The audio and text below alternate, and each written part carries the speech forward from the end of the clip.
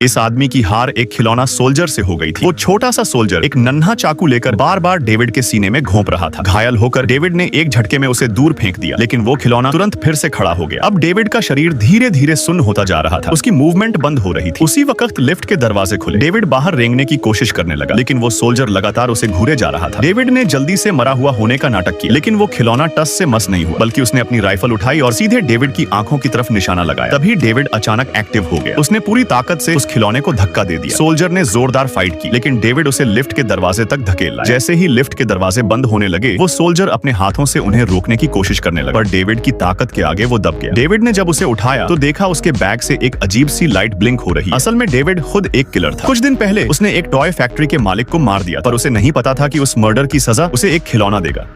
इस आदमी की हार एक खिलौना सोल्जर से हो गई थी। वो छोटा सा सोल्जर एक नन्हा चाकू लेकर बार बार डेविड के सीने में घोंप रहा था। घायल होकर डेविड ने एक झटके में उसे दूर फेंक दिया, लेकिन वो खिलौना तुरंत फिर से खड़ा हो गया। अब डेविड का शरीर धीरे धीरे सुन्न होता जा रहा था। उसकी मूवमेंट बंद हो रही थी। उसी वक्त लिफ्ट के दरवाजे खुले। डेविड बाहर रेंगने की कोशिश करने लगा, लेकिन वो सोल्जर लगातार उसे घूरे जा रहा था। डेविड ने जल्दी से मरा हुआ होने का नाटक किया, लेकिन वो खिलौना टस से मस नहीं हुआ, बल्कि उसने अपनी राइफल उठाई और सीधे डेविड की आंखों की तरफ निशाना लगाया। तभी डेविड अचानक एक्टिव हो गया। उसने पूरी ताकत से उस खिलौने को धक्का दे दिया। सोल्जर ने जोरदार फाइट की, लेकिन डेविड उसे लिफ्ट के दरवाजे तक धकेल लाया। जैसे ही लिफ्ट के दरवाजे बंद होने लगे, वो सोल्जर अपने हाथों से उन्हें रोकने की कोशिश करने लगा, पर डेविड की ताकत के आगे वो दब गया। डेविड ने जब उसे उठाया तो देखा उसके बैग से एक अजीब सी लाइट ब्लिंक हो रही। असल में डेविड खुद एक किलर था। कुछ दिन पहले उसने एक टॉय फैक्ट्री के मालिक को मार दिया, पर उसे नहीं पता था कि उस मर्डर की सजा उसे एक खिलौना देगा।